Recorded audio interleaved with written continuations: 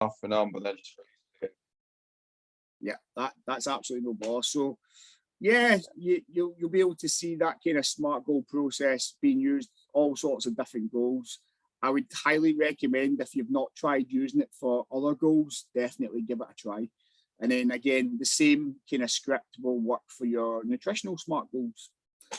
Okay, so moving down your LEP, just before I move on, is there any questions at all on actually doing the consultation?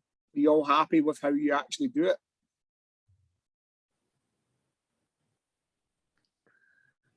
I will take silence as yes. What was that? Sorry, I missed that one. Just if anybody had questions on how you actually perform the consultation. Oh no, I'm all right. Good man. Okay, so if we move on to the next thing when we go down, which is your 12-week overview. Has anybody been struggling with doing the 12-week overview and the mesocycles and programming, etc.?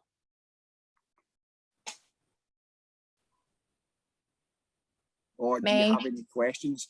Yep, it can be quite difficult, this section. Not going to sugarcoat it. Most people do struggle with it. It's a quite easy section once you know what to do, but that's why I'm here. I'm going to try and make it a little bit easier for you. So tell me about your client. We should have that information from the consultation. Tell you about the client's personality, 1 to 10, how motivated they are. These are all perception-based questions. It's very hard to get any of that wrong. What does the client want to, why does the client want to achieve the goals that they have? Again, just thinking about what is behind the goal rather than just the goal itself. Any medical conditions, anything to do with the client risk, get that stuck in. And then everything to do with the consultation is really this next part. So height, weight, BMI, what category of BMI they are, and then the tests that you did for your client. Now, I always get my students to put in the health related stuff as well, because then you've got 4 boxes there. You should have done 2 health related testing and 2 fitness related testing to really flesh out the consultation. And then that should give you a lot of stuff to actually read from here. So what was the test? What result did you get? And then explain that result. You know, say you did the max push-up test. How many push-ups can you do in a minute? And you would obviously go to the national averages of how many push-ups a person can do in a minute, and then compare the results with your clients. That will then allow you to explain the goal a lot better. You should have had slides dealing with what strategies that you're going to be picking and what they are. Most people pick linear because it's a nice, easy strategy, but obviously you can pick other ones, but use those slides to fill out this section. The next part, what type of exercises will be best for my client? It's a kind of general guide. You know, it's nothing too fancy. We just want to know what kind of exercises you think are going to support your client's goal, and then explain that. So if the client's trying to gain muscle all over the body, I might get them doing a lot of strength compound movements. So they start to build up strength in their body, and then I can move them into hypertrophy and build that muscle off the back of that strength. I'll then explain compound movements will be best for this because it targets the most amount of muscle each time they do a movement. So that gives me the why behind the exercises. I don't have to say they're doing squats and deadlifts and shoulder presses or whatever else. I just have to say it's compound movements. Where will the client's training take place? For most of you, it's going to be the gym. So just say the gym. If it's going to be taking place outdoors, like they like running outdoors and stuff like that, so the gym and outdoors. What equipment will the client need to complete their training?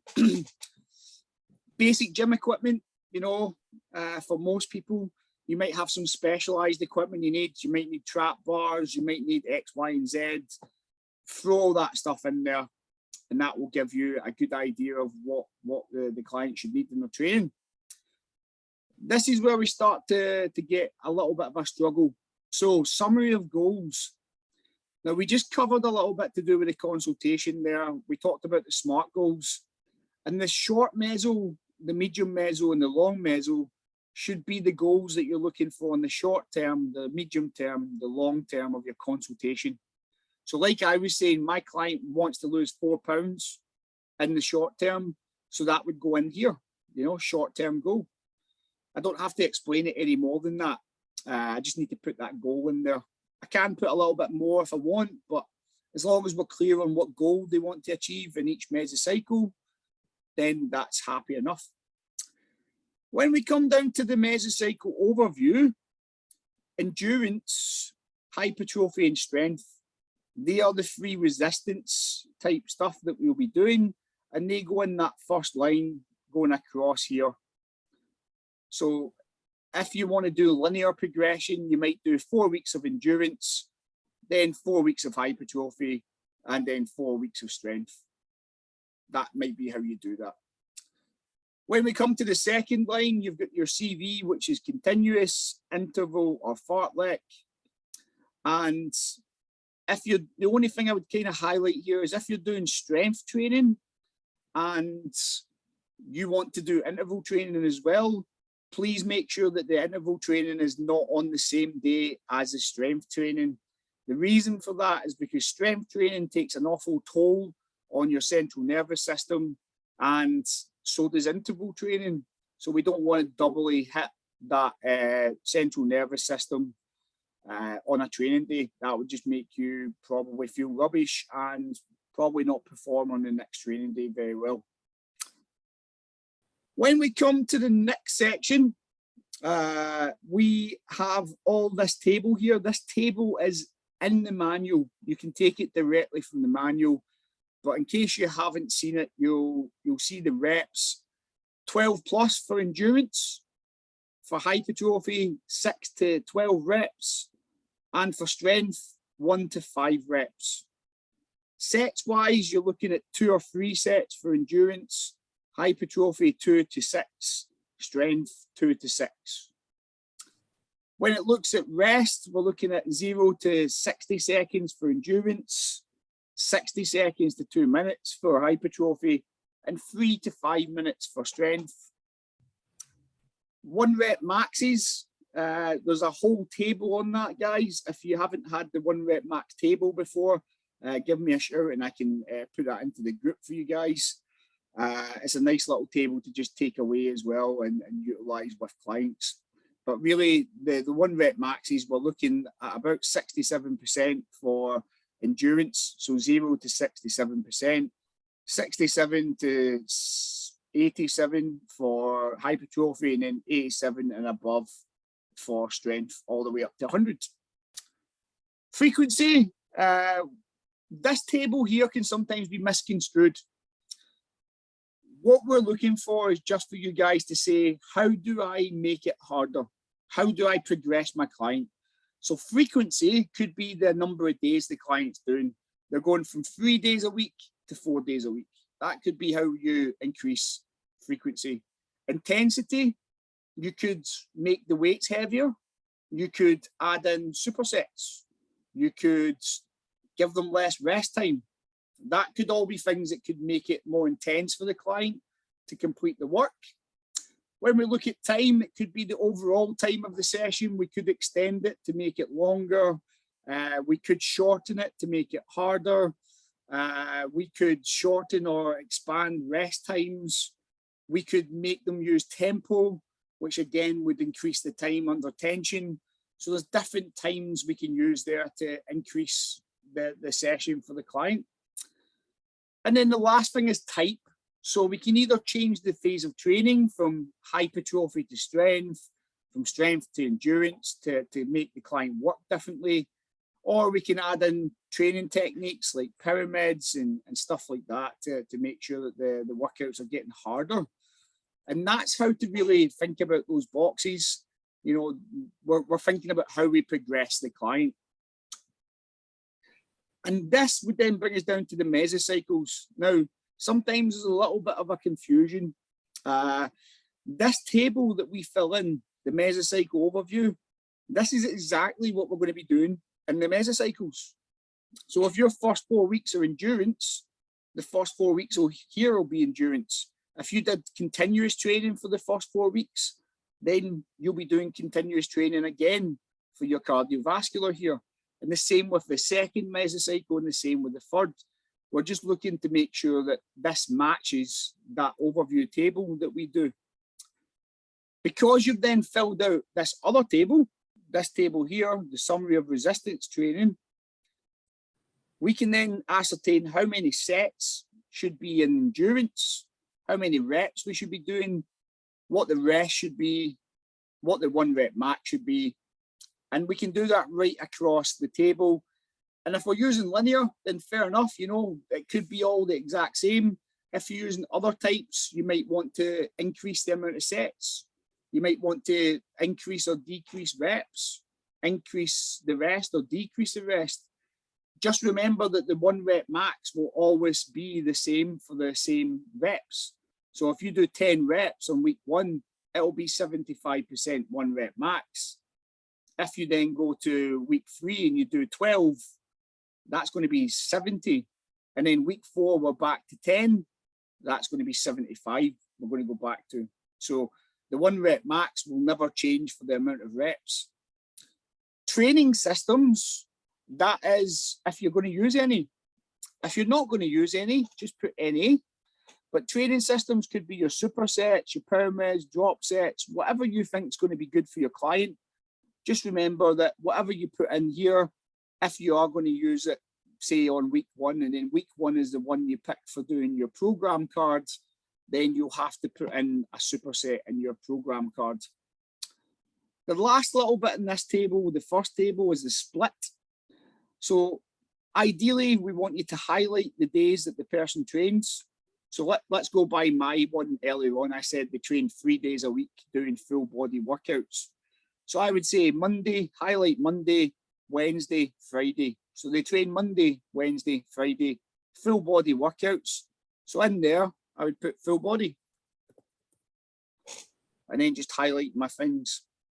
Say that the client isn't doing full body. Maybe they're doing pull, push, legs. Maybe that's my 3 days. I just need to put in the split, what it is the client is doing. So make sure that whatever training your client's doing, you put into that split. The last little bit is the cardiovascular training. Now, the way I get my students to do it is if you are doing interval training, then you will use the ratio part here and talk about the ratio. Might be 2 to 1, 1 to 2, 3, 1, whatever it is, you would put the ratio in. If you're doing fartlek or continuous training, you don't use the ratio. We just talk about how we are going to complete the training. So in the frequency part, this is where we break down the training. So let's start with interval. Say my client is doing 10 minutes of interval training. I want to take 60 seconds to warm them up at an RPE of 5, gradually bringing them up to a 5 over that first minute. Then I want them to go into their first sprint, where they're going to sprint for 60 seconds, and that's going to be an RPE of about 9. Then they're going to come down to an RPE of 5 again, and they're going to walk on say, a treadmill or cycle nice and slowly on a bike. And then again, I'm going to repeat that. And I'm going to repeat that 4 times. And then on the final minute, I'm going to get them to slow down their heart rate, going down to an RPE 2. In total, they're going to do 10 minutes. That's where the session duration comes in. But in this frequency part, I'm going to put how they do the training. I'm also going to highlight what days they're going to be doing it. So again, they might be on the training days that the client isn't in the gym. So maybe Tuesdays and Thursdays, they do interval training. If it's fartlek training you're doing, 45 minutes of fartlek training, you might have 5 minutes warm up, 5 minutes cool down, you know, so you can explain that. Then 35 minutes of anywhere between RPE 4 and RPE 10. And that's how you describe fartlek. It's a little bit easier to describe because fartlek has no structure. You know, you're changing it all the time. When it comes to continuous training, it's nice and easy, usually about 30 minutes of continuous training, although you can start from 10 minutes upwards. but I always err on the side of really getting somebody's CV up. So 30 minutes, 5-minute warm up, 5-minute cool down again, 20 minutes at between 6 and 7 RPE. That's how I would write continuous training. And you can then make it harder by upping the RPE. You can change all this to max heart rate if you prefer using max heart rate. But that's just a nice and easy, simple way to describe your cardio in these sections. Any questions on that, guys? Because I know this can be quite hard to fill in. There's a lot of information goes in. So is there any questions? Not from me. Excellent. Obviously, if there is any questions, please just let me know. But that should be a nice simplified version of how you fill this out, because it can be quite complicated. When we look at the rationales, think about what kind of training you're doing. So I stated in my little kind of thing that they're doing full body training. This is because I believe it will help them burn the most calories over the days that they can train and help them with the weight loss. You know, compound movements burn the most calories. So I'll try to get them doing full body compound movements. And again, that covers off the resistance training I'm doing, compound movements, full body work, and why I'm doing it.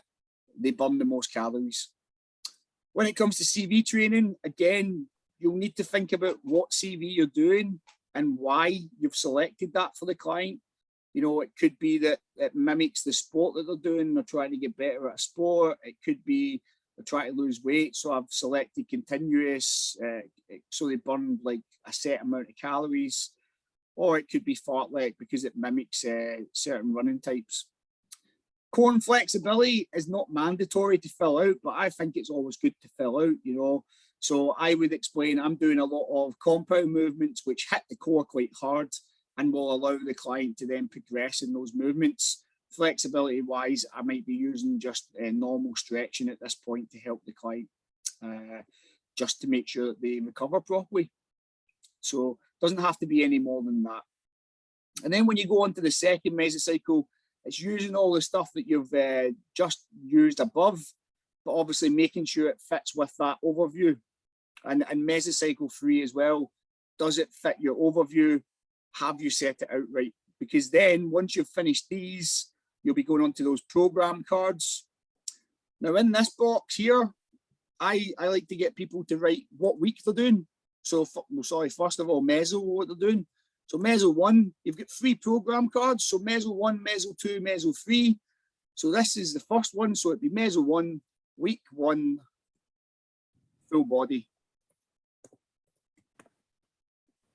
I want to state what workout I'm doing as well, because then when the person reads this, because remember, it's not just the person who's marking your workbook who's going to read this. It's going to be an IQA invigilator who goes through the work and makes sure it's okay. So they need to understand what kind of workouts you're doing with your client. So we want to make sure we're very clear whenever we do anything. For the warm-up, again, select your normal warm-up. You did this at level 2. Put in what time you're doing. I would say 5 minutes for warm-ups is fair enough.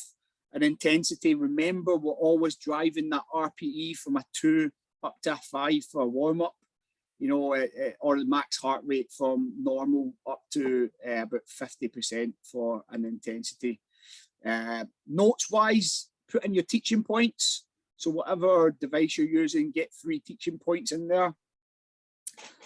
Warm-up flexibility, I would try get 3 dynamic stretches in there. Again, maybe do reps, 10 reps of each, you know, that would be fine, or 30 seconds of each. Don't go overboard, because you're going to have to film this if you haven't had it filmed already. And obviously in the notes section, try write a little bit about how you perform each of the individual dynamics. A quick note on the main CV, guys. If your main CV is not on the day that you're training, so like me when I did the mesocycle thing there, I said my training is Monday, Wednesday, Friday, and the cardio is Tuesday and Thursday. If there's no cardio on a Monday, I don't have to put main cardio in. That can be left blank. So If there's no cardio on the day of training, leave this blank. If there is, fill it in. Make sure you tell them exactly what you're doing. There's 2 lines here. You only have to fill in 1 line, so don't worry about having 2 different main CVs. When it comes to your main training section, so what exercise are you going to use? Remember, if you're doing a training system, remember to add it in. So if that week 1 you have put in supersets, make sure there's at least 1 superset in your workout. Again, what equipment you use will be quite easy to ascertain. You know, it's not going to be rocket science. The little bit that's left out here is rest. So I would always write sets, reps. If you know the weight your client's going to be doing, write that in. If not, then it needs to be the 1 rep max percentage that you put in. And then how much rest are they going to have between sets? Again, this is all information you should take straight from the mesocycle. So if I've put in that the client's going to do 2 sets, 15 reps, 30 seconds rest at 67% 1 rep max, that's the same information that goes down here. And that pretty much will be the same for all my actual exercises. Now, quick question, because I don't want to just keep talking myself. Does anybody know how many exercises you should do for endurance training?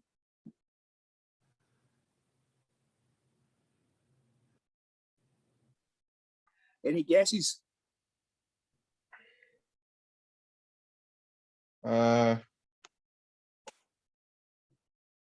Not too many, because you're gonna use all your time up, aren't you? So time is definitely the thing we want to think of. But let's think about endurance. Endurance sets there's only 2 or 3 sets, and there's 15, 20 reps, say. So 15, 20 reps for 2 or 3 sets. Is that going to take a lot of time, especially because the weight is lighter? Possibly not. So actually, we might have between 5 and 7 exercises when we do endurance. So we might put a little bit more. That's why at level 2, we have a little bit more exercise-wise, because the sets are less. When we look at hypertrophy, how many exercises do we think hypertrophy might have then?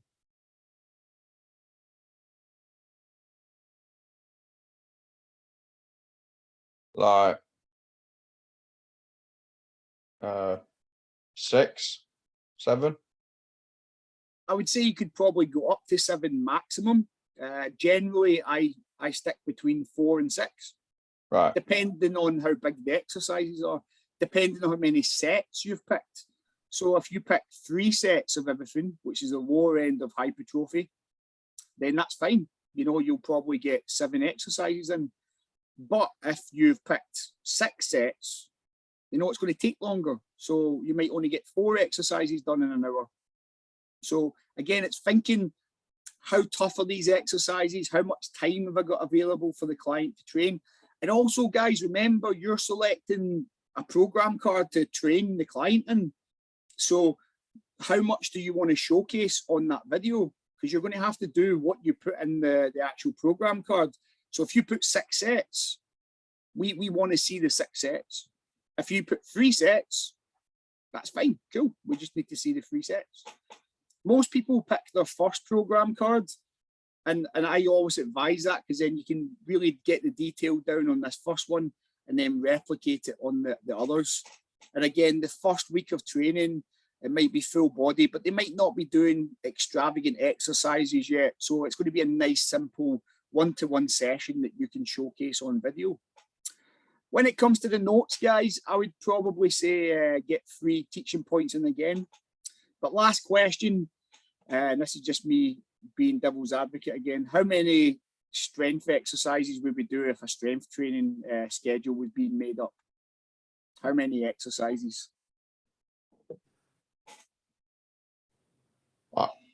3. 3 to 5 usually, yeah.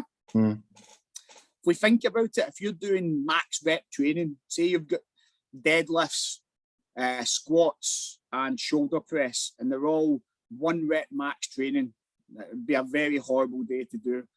But say you're doing 5 sets of that, so 5 times 1, you're going to need 5 minutes to rest between every single set. That's 25 minutes of rest time. That doesn't include obviously doing the repetition. So you might be over an hour just to do 3 exercises. So again, bear in mind how difficult you're making it, how much time the rest will be, and that way you can obviously plan in your sessions a lot better.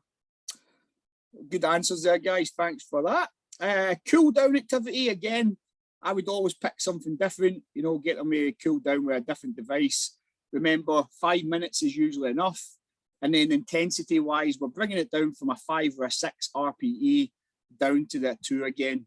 Want to try get them closer back down to resting heart rate. Cool down flexibility, 3 stretches. You know, make sure that your stretches, dynamic or static, relate to the program you're doing. So if I'm doing a full body, I'll do full body dynamics. I'll try cover most of the body with my static stretches at the end as well. I won't just do legs. I won't just do upper body because it is a full body workout. That should help you with creating your program card. You know, it doesn't have to be too difficult. There's just lots of boxes and it can seem a bit overwhelming at times. So just try keep it as simple as possible. That's always the thing I try get across to people. Going down past this, is there any questions on the program card before we move down, guys?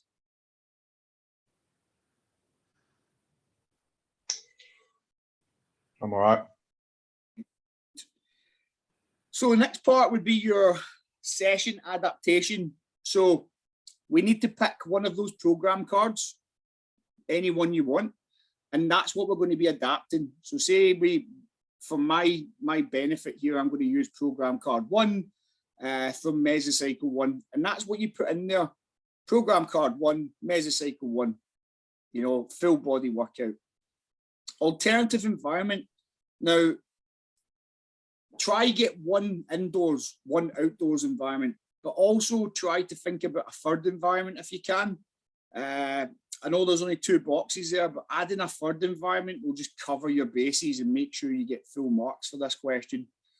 So pick them. You know, it could be indoor boxing gym, could be park, could be church hall. Whatever you want to pick is fine. This next section, adaptations to the session to accommodate the environment. What do you need to change to accommodate the environment? So I might change my exercises to body weight because I'm training in a park. I might change my exercises to banded work because I'm in a boxing ring and they've got a bunch of bands. You know, I have to adapt my workouts because of X, Y, and Z. Think about what the adaptation is going to be. Don't have to go into massive amounts of detail, like how you're going to change each individual exercise, but just in general, how are you going to have to change? Benefits, disadvantages, again, should be quite simple. You know, if you're out in a park, it's nice fresh air. Disadvantages could be dog poo. You know, these things happen. Possible hazards, again, dog poo. Risks could be people. People could be the risk, you know, passers-by being annoying. Could be potentially potholes in the park or any kind of hazards you can think of. So again, think about the hazards and risks there. Health and safety requirements, probably going to have the right insurance. So make sure that you've got the right insurance. Make sure you've done risk assessments.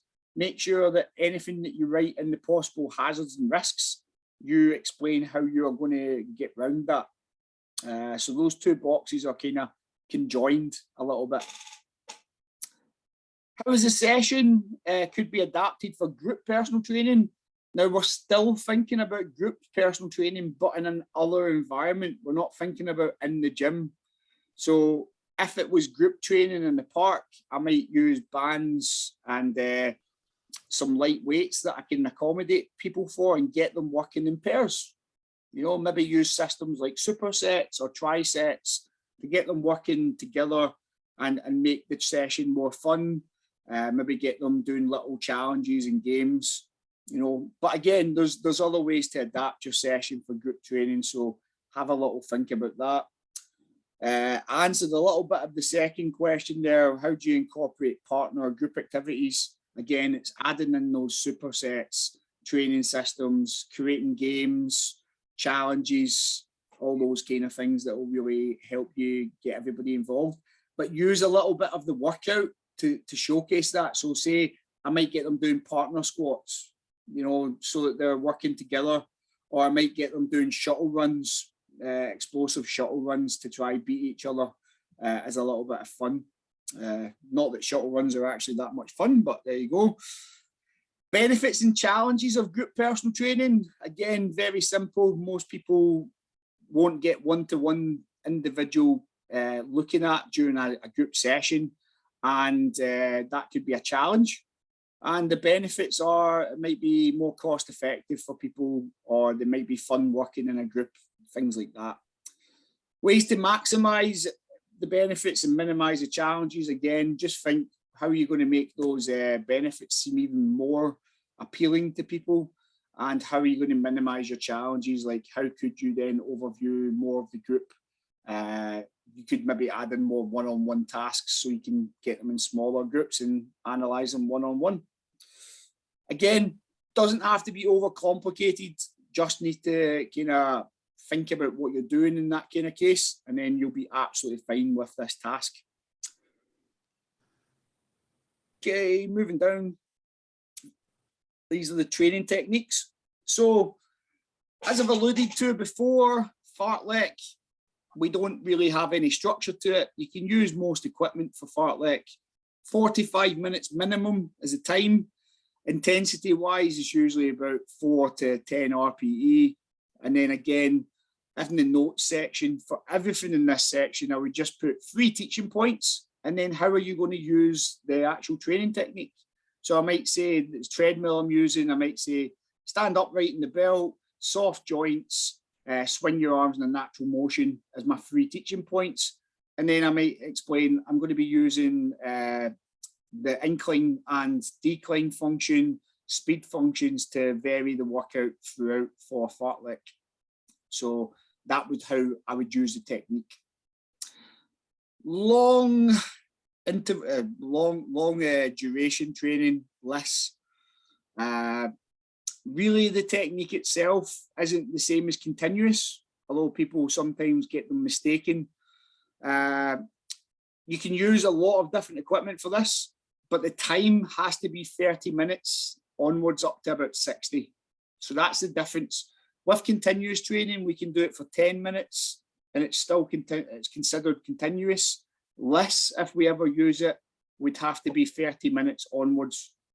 So the first 2 CV approaches here aren't really great for doing assessment with, because they're 45 minutes and 30 minutes long. Whereas interval can be quite good for doing assessments, because obviously you can put intervals down to 10 minutes, 5 minutes really if you're doing CP training. When we come to discussing the interval, or whatever CV approach you're going to pick for your training technique video, I would always write it as if you're going to perform it. So interval, technique detail, I would say using 1-to-1, going to target the creatine phosphate system. You know, equipment, I'm going to use the bike. Time, I'm going to do 5 minutes. Intensity, that's when I would then start to explain the full thing. So 30 seconds of a warm-up, and then it's going to be 10 seconds sprint, 10 seconds recovery, and it's going to be at a max heart rate of 100%, or 95 to 100% for the sprint. And then for the rest, it's going to come down to 60%. And then I'll have 30 seconds rest at the end. And I'll probably do that about 10, 15 times within that interval. So that's just off the top of my head. You would obviously put in the proper amount of intervals. And then in your notes, just make sure you've got all the proper notes about how to complete the exercise. This one, obviously, as I said, most people do pick interval for their training technique. That's a good way of explaining it. And then you can go on to then cover that pretty easily on the video. Any questions on those techniques, guys? Was it all quite straightforward? Yeah, it's fine with me. Excellent. Thank you, buddy. Training techniques, supersets. Pick your exercises that you're comfortable with, you know, tell them what kind of superset it is if you can, put in the equipment, and again, sets, reps, intensity, make it the weight or 1 rep max, and then rest, always include the rest. So if I'm doing 12 repetitions for both of the exercises here, I might put 60 seconds rest at the end, you know, between the sets. Obviously in the notes, you would explain that a superset is done with no rest between the exercises and the rest would come at the end. You'd also explain how to do both exercises. Drop sets. This one, people tend to get it wrong, so I'm going to cover this one quickly. Set 1, let's say you do 10 reps at 70% or 75%, 1 rep max. You then take 60 seconds rest. Set 2, you would do 10 reps again. 75%, 1 rep max, 60 seconds rest. Set 3 is your drop set. So drop set, we will do 10 reps again, 75%, 1 rep max, no rest. Drop 1, you'll do 10 reps, 70%, because we're dropping the weight down. We're letting the weight come down by a small margin to allow the client to then move forward. Drop 2. I'm going to do 10 reps again. And this time it's going to be at 65%, 1 rep max. And then I'm going to do a third drop. And this time I'm going to say to failure, 60%, 1 rep max. Also between these drops, there'll be no rest.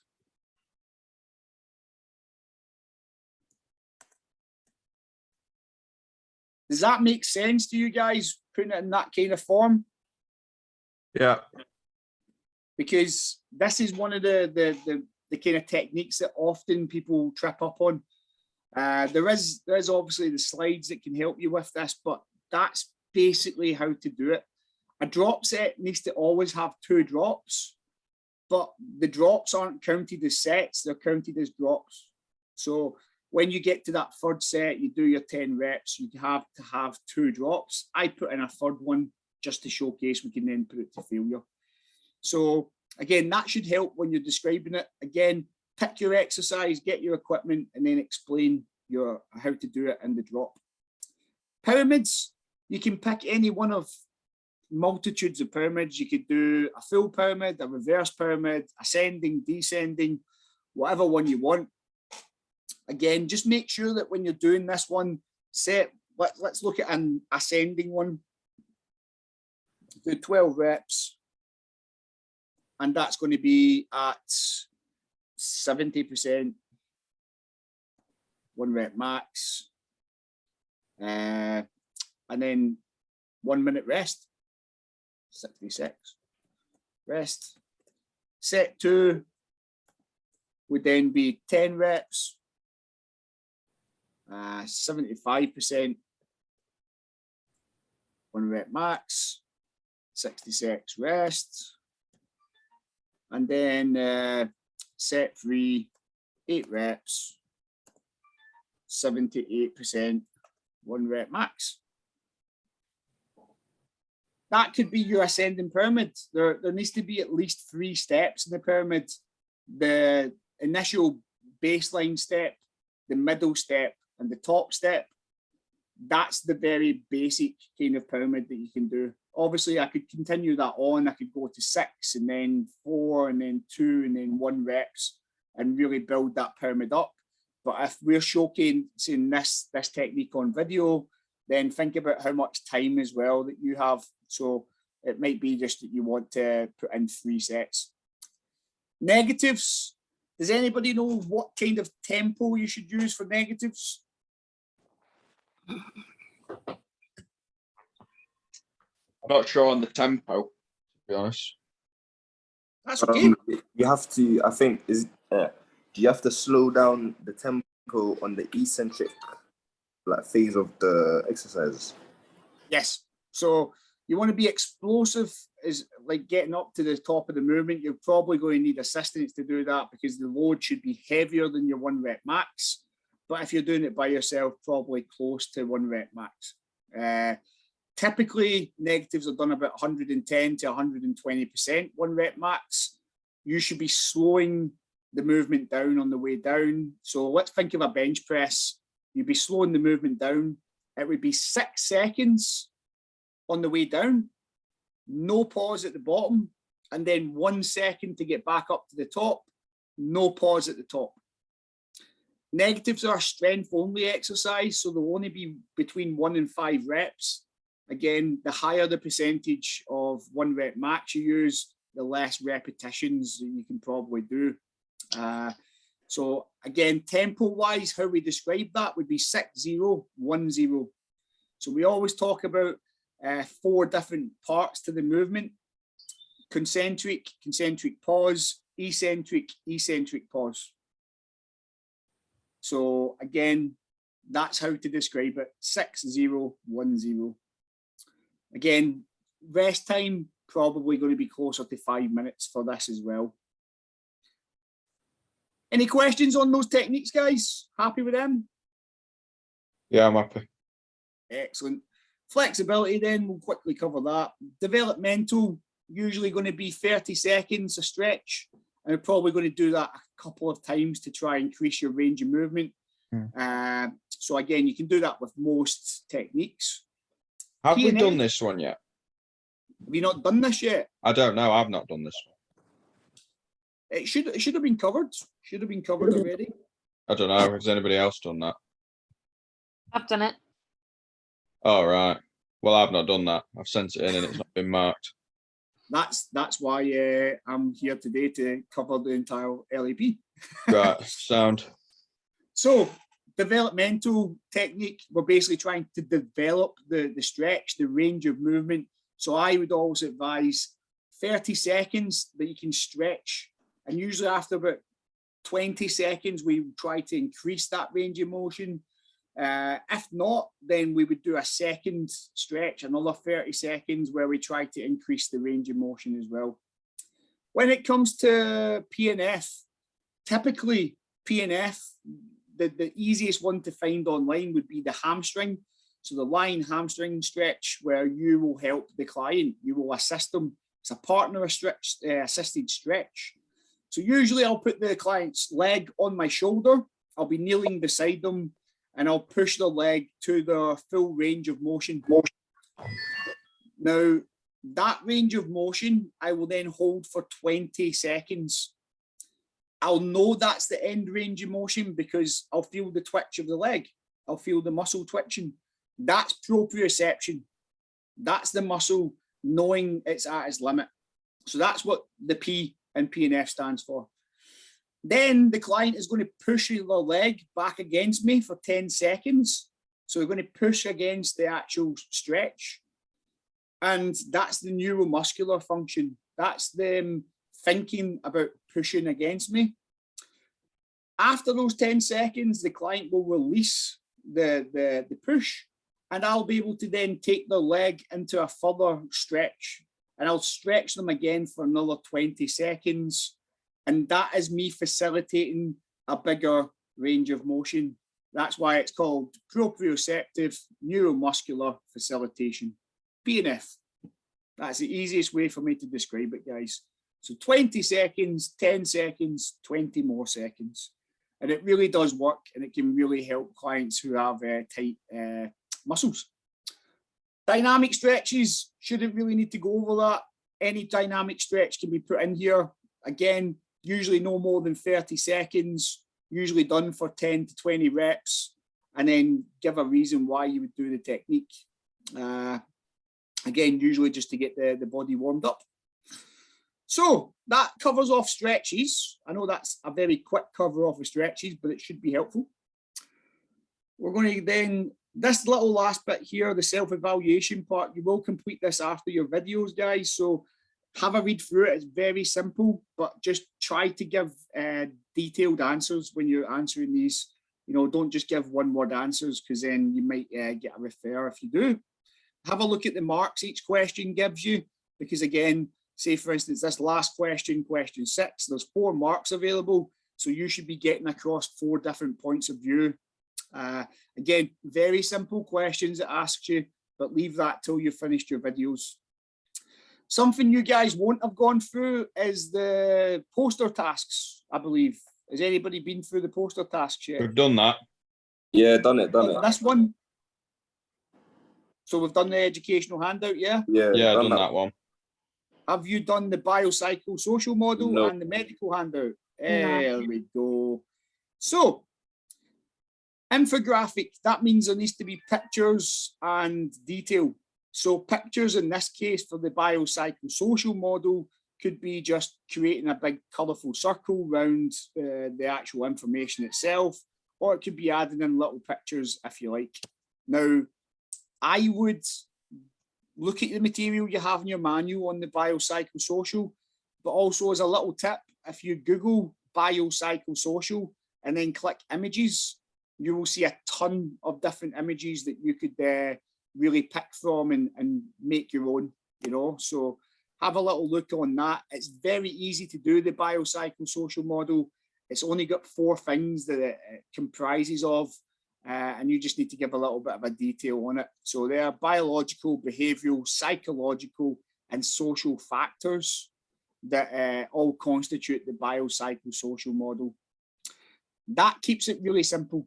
As long as you get all 4 of those things in there, as long as it's got some pictures and detail to it, you will pass that section. It's quite simple. The educational handout is a little bit harder, guys.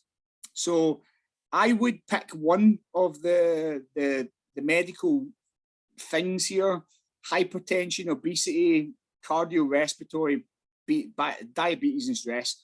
Most people pick obesity and stress. They're really easy to talk about. What you do need to include in the handout is here. You'll see all the information is there, but I'm going to bring your attention down to the criteria, and that's important. So clearly identify the medical condition. That should be on the handout at the top in bold. This is what we're talking about. Identify the causes. That's only got 1 mark. Again, a couple of things about what causes your chosen medical condition. Identify progressions. What makes the medical condition worse? What's the risk factors, if there is any, with the medical condition? So what could make it worse? Describe the clinical signs. So if it's obesity, it could be weight gain at a rapid pace. It could be blood sugar drops. It could be a whole load of different things. Again, because it's asking you for 2 clinical signs and symptoms and it's 2 marks, we need to get a little bit of extra detail in there. So don't just put one thing, get a little bit of extra detail in. Describe the impact on the client's lifestyle of the medical condition. So obesity might make everything harder. You know, daily life, getting out of bed could be hard. They could be low energy. So again, just get a little bit of information in there. Contradictions of exercise to the medical condition. Again, what shouldn't they do? You know, if you're obese, we wouldn't recommend somebody go out running because it might be too hard on the joints. They would maybe start off with walking places instead. Describe any exercise restrictions. So again, things that they shouldn't really be doing. So you could go over that point of running again. They might have to take things slowly because their heart rate can't get up too high because of the way the body has gotten. So again, have a little think about that. And then outline nutritional guidelines for the medical condition. It's worth 2 marks, guys. So put in at least a couple of things to do with the nutritional side of diabetes. They should be eating less calories to try bring their weight back down. They should be trying to eat whole and fibrous foods. You know, if you pick one of the other medical conditions, again, do a little bit of research. And then it's not on here, but it's highly advised. State your sources at the end. So just have a little bit of, at the end, it says sources, and then drop in like websites or anything that you pull information from. So any website you go to get your information, drop that in at the end of your post or your handout, whatever you're going to make this. It can be anything you want. You can use PowerPoint, you can use Word. I would possibly just use words and just make sure that you highlight each section as you go to make sure that you get the maximum marks for this, guys. As you can see here, the other part of it, the biopsychosocial, it does say you need to illustrate it using an infographic and that you get the main components in there. That's what gets you the 4 marks for that as well. If you put in added detail, little bullet points about what each section contains, then that'll get you the full marks for sure. Any questions on those two, guys? I'm cool. Excellent. It should be pretty straightforward. Shouldn't be too hard. But yeah, just make sure that you get in the detail in that, guys. Recommending tech is the next thing on the LEP. Should be pretty easy to think about this one. Most people probably have passed that. Yeah. So again, I'm not going to go past these parts. You know, it's pretty simplistic. You pick a bit of technology, you say advantages and disadvantages. What does catch people out sometimes is technology to recommend.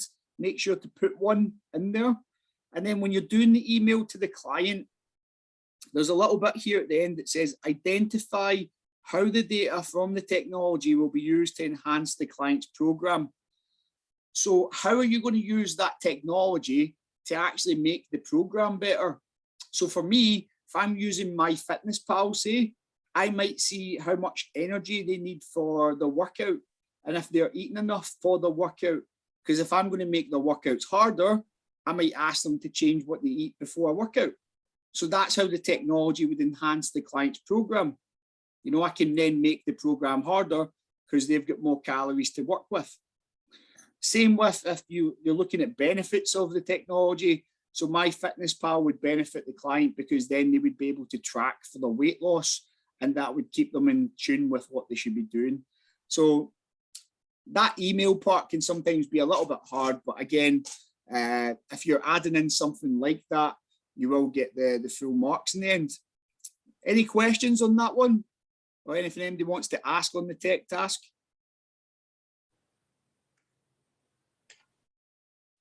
No, I'm all right. See thumbs up. Business acumen. So, business acumen we did yesterday, guys. It should be quite fresh in your mind. So does anybody have any questions on the business acumen section?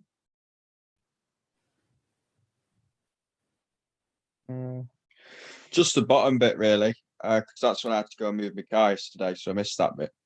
So this little bit about the IT planning. I think just tie it up. For this? A bit further. Yeah, from budget. From the budget. Yeah. So planning, preparation, launch costs, you basically did that section higher up.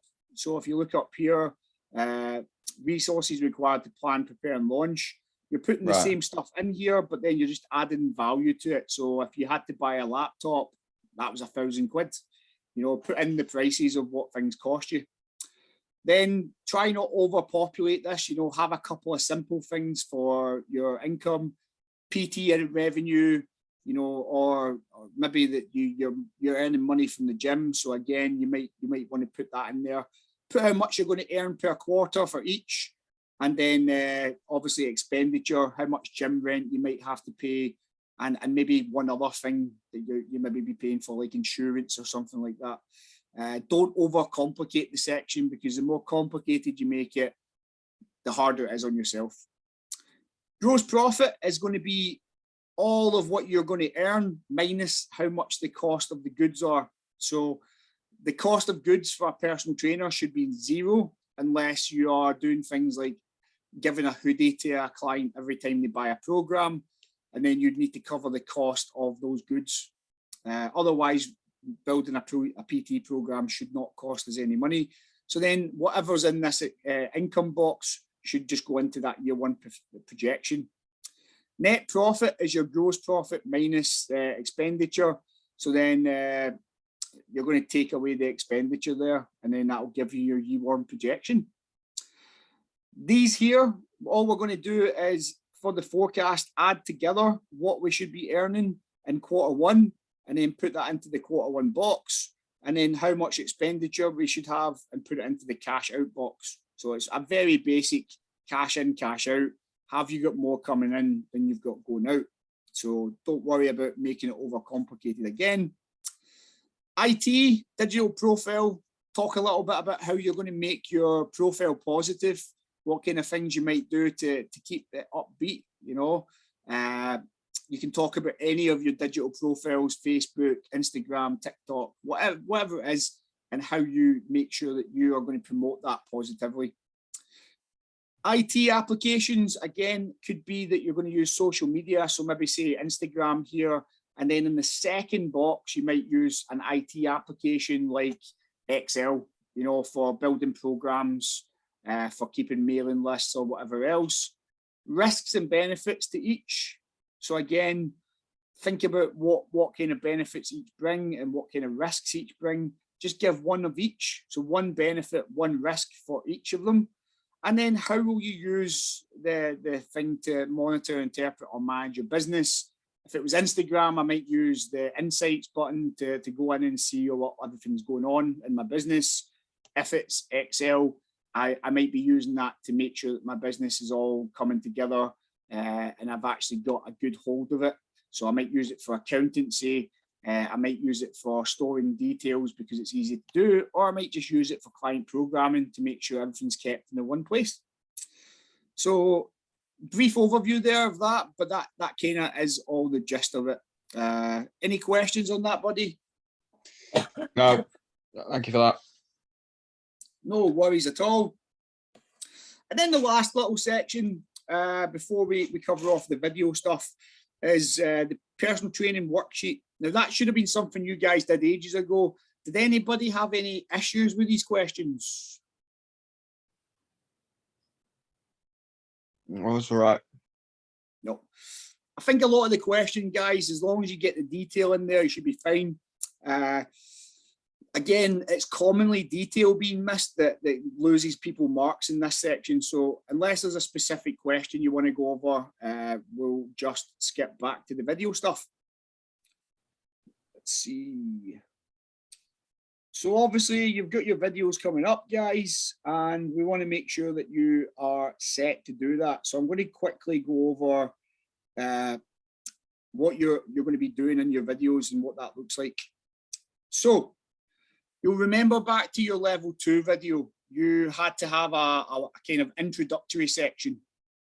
Now, it's the same here for your PT session. If anything, as a PT, it is really important to set up your session. Why is the client there? What are they trying to achieve? What are the goals? Are they ready for the session? So point 1, is the client ready? Have you assessed if they're ready for the session? What is the content and structure of the session? So what are they going to be doing? Why are they doing it? You know, give them a brief overview. Don't go into huge detail, but say, yeah, we're going to be doing this in this session. This is to help you with X, Y, and Z. Encourage the client to ask questions. Do you have any questions on those exercises I just mentioned? Or do you have any questions on what's happening today? Make sure that you ask that. And then the last little bit is outline key health and safety information. So make sure they tell them about the fire exits again. Make sure to tell them that you've checked all the equipment and it's all good to go. Make sure they know there's not going to be fire alarms, all that kind of health and safety stuff. You know, so that covers off the first section quite easily. So again, spend 5 minutes or so going through that with the client, then get into your workout.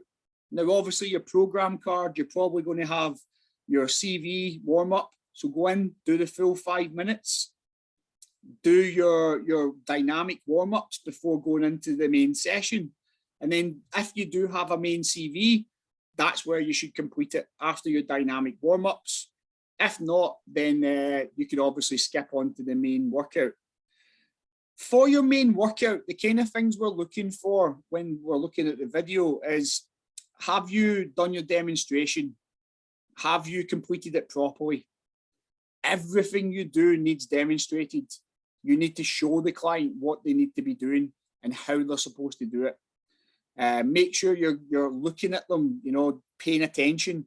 Don't be playing on your mobile phone or tablet or looking away and having a giggle with other people. You know, pay attention. Make sure you're using verbal, visual, and kinesthetic cues. That's how people learn things: visually, verbally, and kinesthetically. Make sure you're trying to help them improve technique if you can. Positively reinforce correct technique. So again, tell them that they're doing well. Tell them if there's something not going so well so you can try help them with it. Building self-efficacy, that's to allow the client to then go and do it when you're not there. So that's what we want to do. So reinforce that. Talk about the teaching points throughout the movement and get them understanding that they're doing well. Observe the client's movement accurately and provide guidance, again, just as I talked about. Provide modifications. So if you need to modify an exercise, this is where you come in as a PT now. At level 2, we probably didn't do any modifications, but if the client's struggling in this level, do the modification. You know, if they can't do an Olympic bar bench press, modify it for them. You know, don't just let them struggle. So that is your job during this assessment. If they are struggling, get them changed. Monitor the client's performance. Sorry, is that a question? Yeah. So when you say modify it, do you mean like dropping the weight or just changing the exercise completely or something like that? So if you need to modify the exercise, and in the worst case scenario, yeah, you know, if they really struggle, if it's dangerous for them to do, say they were doing a deadlift and it was dangerous, you might modify that. You might go and get them to do something different. You know, you might get them to do a seated row instead. But yeah, it's your job as a PT to modify stuff. So 100% take control of your own session. We're not going to pull marks away from you for that. We'll give you marks for that. All right. The next one is monitor the client's performance, responses, feedback, and exercise relative to the intensity. Make sure it's intense enough. You know, we don't need to know exact weights, but, you know, if it looks too easy, we'll pull you up on that. You know, the client should be working out in an effective kind of way. At the same time, you should be taking notes. You know, so if you have a clipboard, take some notes. Remember, you can have your workout with you. You just can't have the teaching points. So you can write down your workout. You can write down stuff on a clipboard. You can do it on your mobile device, whatever works for you. Adapt the exercise complexity and intensity if you need to. So again, make it harder. You know, if it's too easy and the client is saying it's too easy, make it harder. Whatever way you choose to make it harder, by adding weights, by adding bands, by changing the exercise, that is down to you yourself. Mm-hmm. Keep accurate records. So again, that comes into the whole point of writing down what the client's doing during the session so that it can be tracked. Adapt the planned session content in response to the client's progress and feedback. So just like we were saying, you know, if they find it too easy, let's make it harder. If they find it too hard, let's make it easier. Use appropriate strategies and techniques to motivate the client. You all seem like quite motivational people. I don't think that's going to be a struggle for you to keep motivating the client. But remember, just keep involved, keep chatting to the client, you know, forget about the camera being there. Treat it as if you would normally, you know, have a bit of banter. That's good to see. And then the last little bit is encourage the client to adhere to the planned lifestyle behavioural changes. Easiest way to do that and to show that is to explain to the client why they're doing an exercise. Explain to them why they're doing something so they will continue to do it. That's what happens in the main section. Again, whatever exercises you do, We'll be looking at all of them and then ticking this off. I have a On you question. go. Do we have to do everything in full? So like, do we do the whole workout, or is it like level 2 where you might do like 2 sets of one exercise, for example? So at level 2, you would have put down 2 sets of the exercise. And at level 3, you might put down 2 sets of the exercise again. Whatever amount of sets and reps that you have, I would recommend just completing. You know, that's why I always recommend not to put like 10 minutes for a warm-up, because you will have to showcase 10 minutes. So put 5 minutes, put 5 minutes for the cool down. And if you are doing main CV, stop it after 10 minutes. So if you're doing fartlek training, for instance, you would stop it after 10 minutes and just explain for test purposes we're stopping it. Okay, thank you. No worries.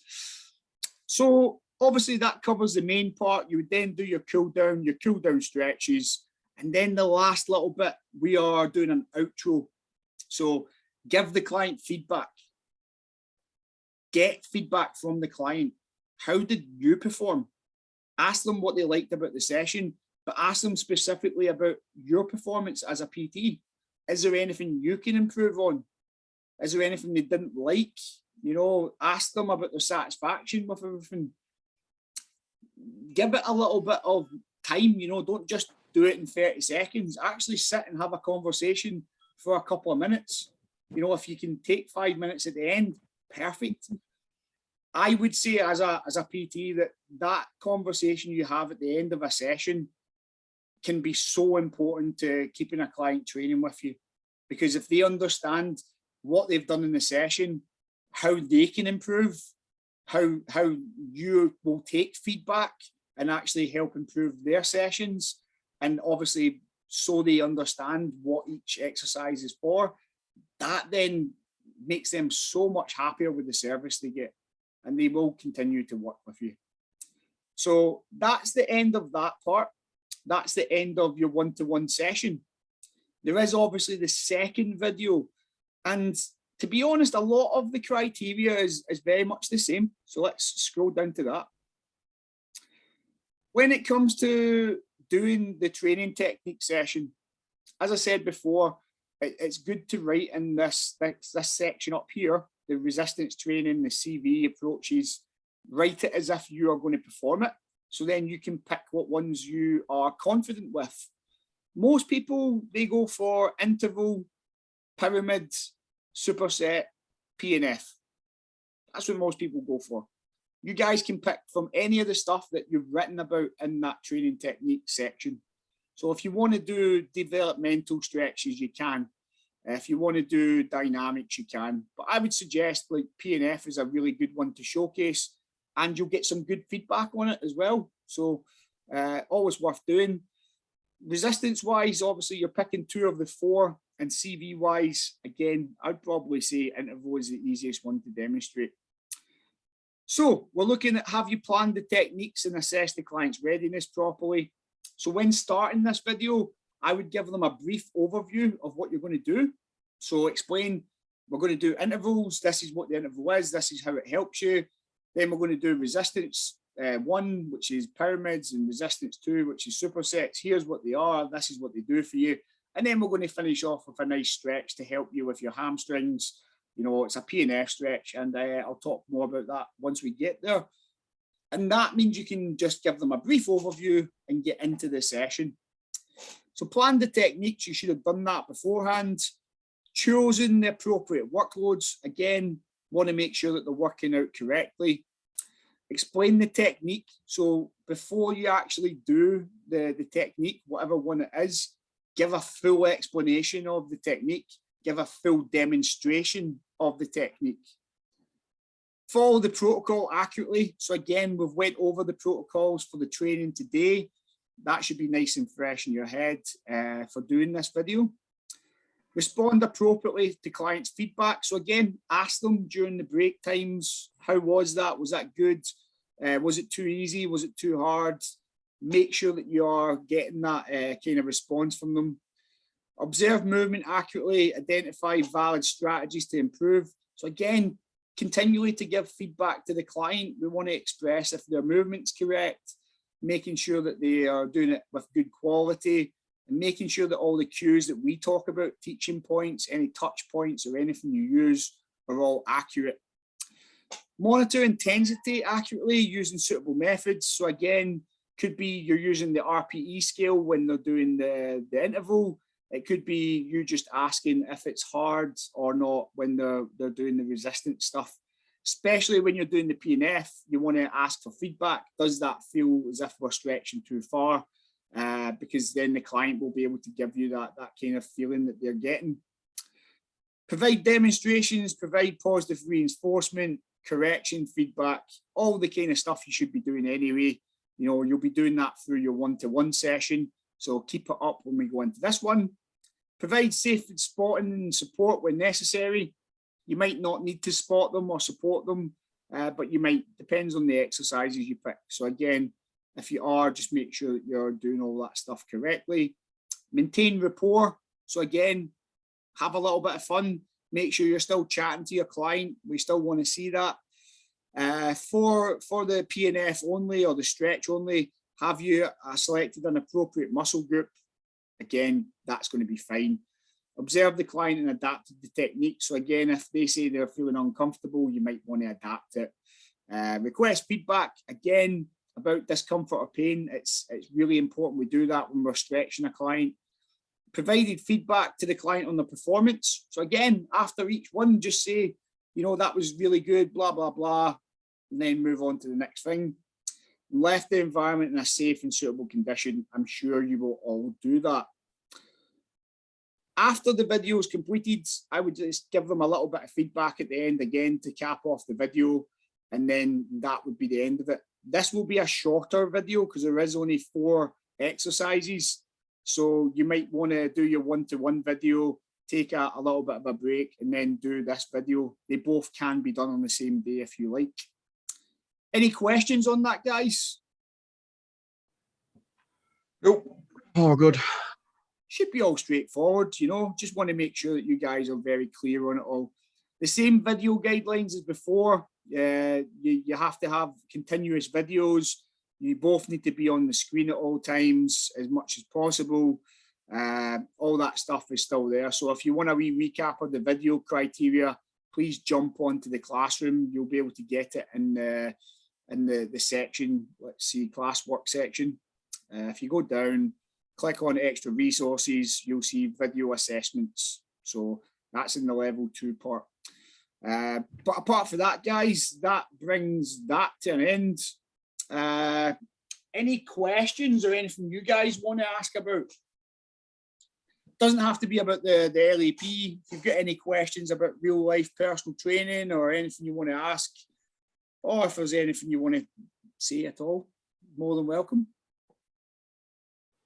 I know that's a lot of information this afternoon again, guys, but you know, it's best to cover it all to make sure you are secure in what you do moving forward. So if there's no questions then, guys, I'll let you crack off. You know, that's been a pleasure to teach you over the past couple of days, guys. I wish you all the well and becoming a PT, and I will be putting your results online later on. So look out for them. Nice one. No problem, guys. It's been a pleasure. I will speak to you soon. Bye-bye.